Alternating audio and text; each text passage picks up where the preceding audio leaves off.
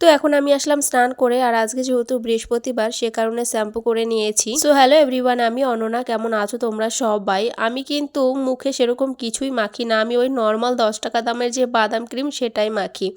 তো যাই হোক, আমি সিম্পল থাকতেই বেশি পছন্দ করি, অতটাও সাজি না।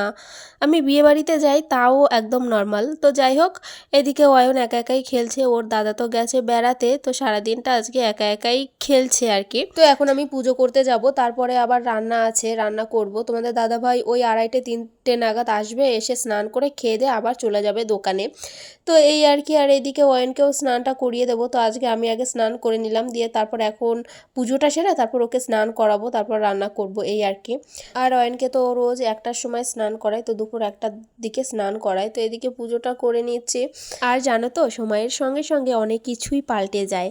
তো বিয়ের আগে অনেক সময় মা বলতো যে এই আজকে পুজোটা দে, কিন্তু তখন কেন জানি না দিতাম না। তো যাই হোক, এখন একদিন পুজো না দিলেই যেন মনে হয় আজকে কোনো একটা কাজ হয়নি, তো এরকমটাই সবসময় মনে হয়। তো যাই হোক, তোমরা সবাই খুব ভালো থেকো, সুস্থ থেকো।